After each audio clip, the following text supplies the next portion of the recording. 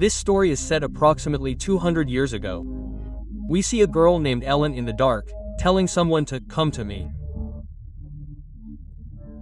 Suddenly, a voice emerges from the darkness. You've awakened me. You're mine now. Quote. Ellen replies, yes, and the next moment, we see her in another world, where she becomes intimate with the power she invoked, and then her eyes open. This is actually her dream. Ellen is now married and lives in Germany with her husband, Thomas. There's a deep love between her and Thomas. Thomas works for a real estate company and is asked to travel to another city for 6 weeks because of a wealthy man named Count Orlok. He's now retired and wants to buy a house in the city where Ellen and Thomas live. In return, Thomas will receive a substantial commission and a promotion. Although he doesn't want to leave his wife, Ellen, this is a huge opportunity in his career. He comes home and tells Ellen, who becomes upset. She tells Thomas, don't go. I feel like if you go, our lives could be in trouble. Quote. She also has nightmares. But Thomas convinces her that if he gets this deal done, they can buy a nice house with the commission money. Ellen still harbors fear. So, before leaving, Thomas takes her to his friend's house, where he lives with his wife and 2 daughters, to keep her from feeling scared. Ellen gives Thomas her heart-shaped locket, which also contains Ellen's hair. Meanwhile, we see a man performing a strange ritual. He holds a book and engraves something in it. He also calls out to someone. Thomas arrives at the place where he must meet Count Orlok. People are dancing a strange dance. Thomas asks their leader, can you tell me the location of Count Orlok's castle? I want to meet him. Quote. Upon hearing his name, the leader says, he's a devil, and, if you want your own well-being, go back home. But Thomas wants to meet him and crack the loop. Thomas notices that people have a lot of garlic here. A woman is praying for him. He's told that the shadows of Count Orlok cause nightmares, and he should stay away. But he wants to meet Count Orlok at all costs. Thomas decides to spend the night there. He falls asleep and has a terrible dream. The next morning, when he wakes up, there's no one around. Suddenly, everyone has vanished overnight. Thomas is shocked. But now he must continue his journey to reach Count Orlok's castle. So he leaves. Just then, a horse-drawn carriage passes by, almost colliding with it. He realizes that this horse, Count Orlok, has sent it for him. So, he boards the carriage and arrives at Count Orlok's castle. Although he's unwell, he wants to meet Count Orlok at all costs. He sees Count Orlok standing in the dark, looking terrifying. Count Orlok becomes angry. He says, you're too late, and from now on, you'll call me, my lord, not Count Orlok. Thomas is terrified. The Count then invites him to dinner, and while cutting the bread, he cuts a small part of Thomas's hand. The Count then says, come, let me bandage your hand. Thomas is now terrified. He's so frightened that he faints, and when he regains consciousness, no one is around. He begins searching for the Count and the people in the castle. He then enters a room where he sees a strange reflection in a mirror. The entire castle is completely dark. He then comes to the Count and Thomas. He has prepared some documents in a foreign language. He tells Thomas, I've written in this document that I'm buying a new house through your agency. You have to sign it. Quote. Although Thomas doesn't want to sign, he agrees, fearing Count Orlok and greedy for money. Count Orlok tells him, I want to see the locket you have. When Thomas gives him his wife Ellen's locket, he keeps it. He doesn't return it to Thomas, but gives him the gold coins as his commission. Thomas now wants to return home. The Count asks Locke to return his locket, and then he wakes up.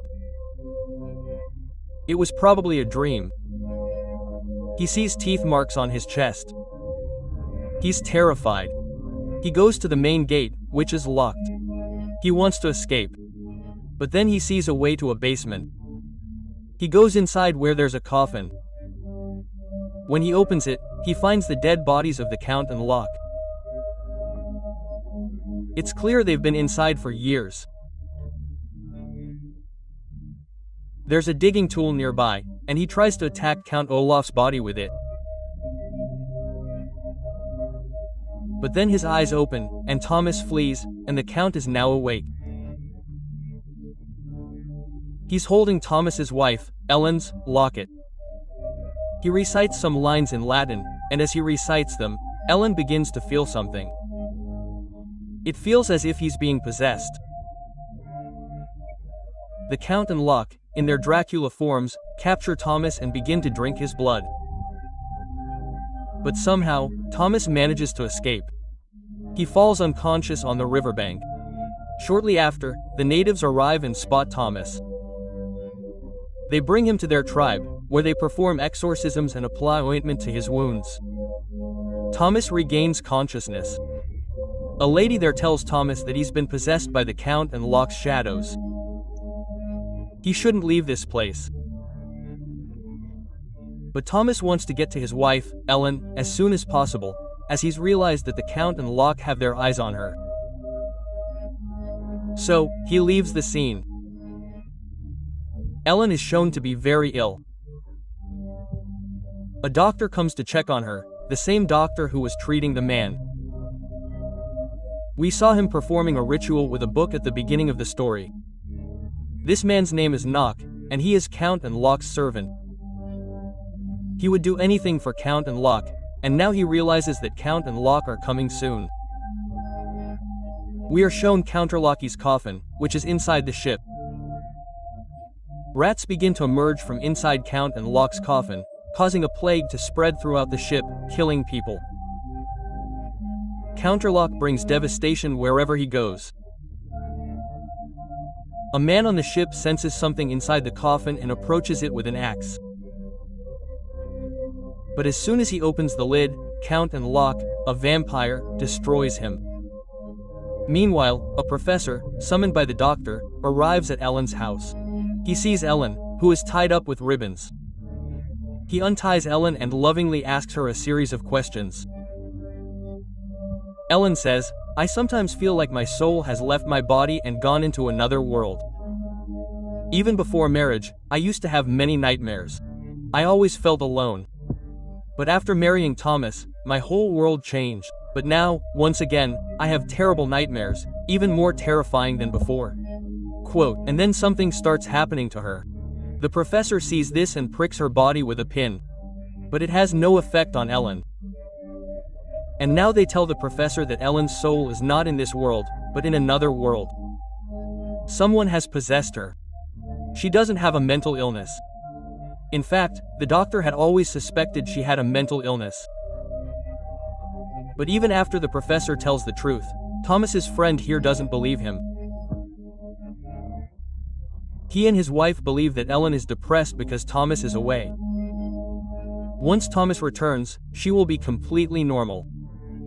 But now the doctor is convinced that what the professor is saying is absolutely correct. Then Ellen gets up from her bed and goes to the door where Thomas lies unconscious. They bring Thomas inside, where the doctor and professor treat him. There, we are shown the ship carrying Count Orok's coffin. It has now reached the edge of the city where Thomas lives with his wife, Ellen. The ship is in dire condition. All its passengers and workers have died. The plague had spread aboard due to rats, and now those rats have spread throughout the city, spreading the plague throughout it. In fact, wherever Count Orok goes, similar devastation occurs.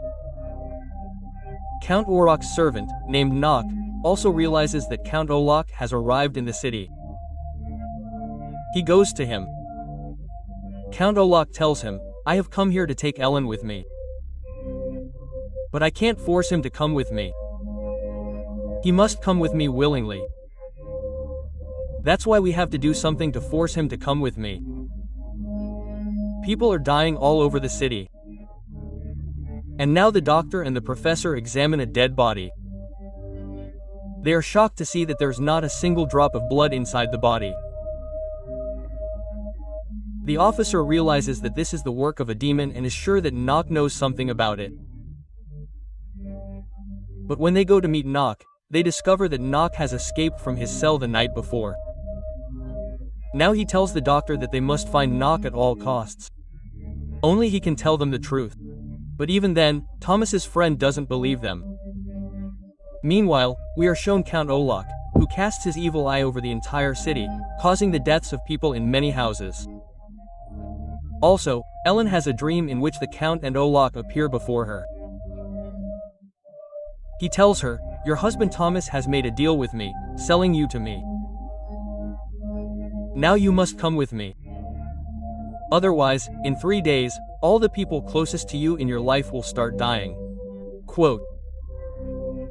In fact, Thomas had gone to Count and Locke's castle and had her sign some papers, which, according to Count and Locke, were property papers.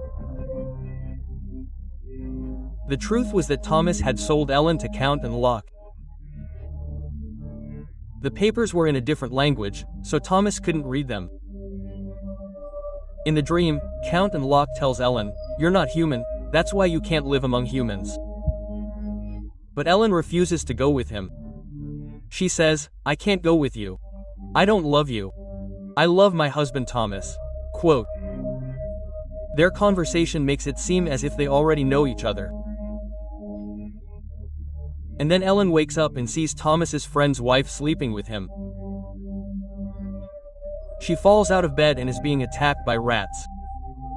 Seeing this, Ellen screams loudly. Ellen tries to tell Thomas's friend and his wife about the Count and Locke, but he doesn't believe her and tells them to go back home. Thomas then has to return to Orellen's house. Meanwhile, the doctor and professor are shown, wanting to find Nock, knowing he's the only one who can tell them about the Count and Locke. When they go to the library, the professor finds the very book in which Nock was writing about the Count and Locke during the ritual. The professor realizes that Thomas and his wife, Ellen, are in danger. They go to Thomas's friend's house, only to discover that he has expelled them from his house. They try to convince him that he is a vampire. But Thomas's friend still doesn't believe them. The professor tells him that he has tasted his wife's blood and will surely attack her again. In fact, there were 2 teeth marks on Thomas's friend's wife's body, which belonged to Count Olaf. He has tasted her blood. The professor tells Thomas' friend that they must, at any cost, send Count Olaf back to where he came from or kill him during the day, because he sleeps in his coffin during the day. Even then, Thomas's friend refuses to believe him. Thomas is shown at his home, telling Ellen that they must leave this town. Ellen then tells him, "I want to tell you a truth about my life. When I was a teenager, I called out to Count Olaf and woke him up. He said, 'You're mine,' and I replied, 'Yes.'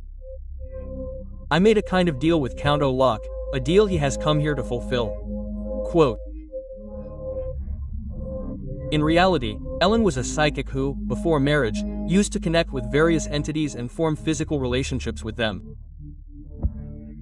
She had made a similar promise to Count Olaf. However, when she married Thomas, she forgot everything. She deeply loves Thomas and now wants to be with him forever. But the Count and Olaf come to take her away, as promised, and then we see Ellen's eyes begin to turn. But Thomas doesn't abandon her. Instead, he moves closer to her. After which, she returns to normal shortly. Meanwhile, the professor arrives at Thomas's house. He has learned that if they want to kill Count Olaf, there is only one way: Thomas. Count Olaf kills Thomas's friend's wife and both his children, leaving Thomas deeply traumatized.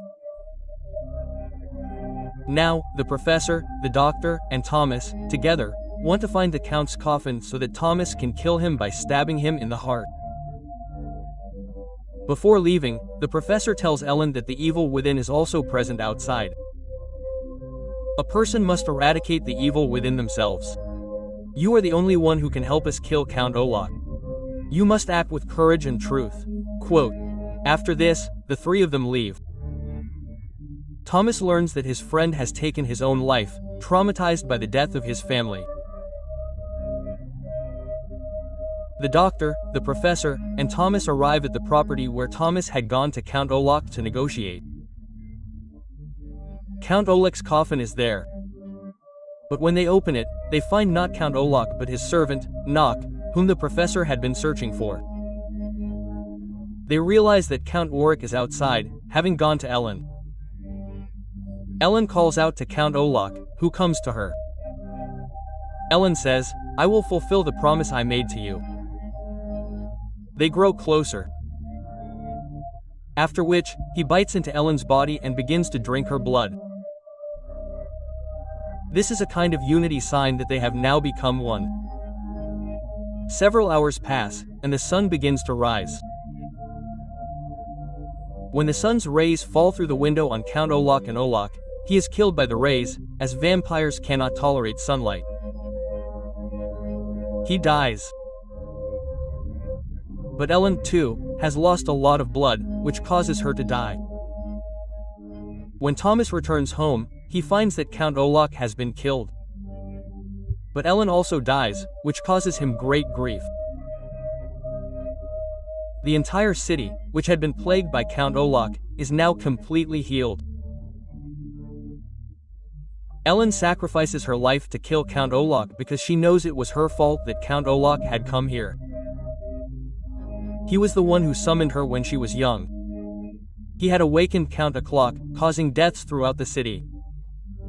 When the professor told him that the evil that exists outside humans also exists within humans, he realized his mistake. Therefore, he sacrificed his own life to destroy both the Count and Olaf. The film is titled Nosferatu, which means vampire. So, that was the entire story. We hope you enjoyed it.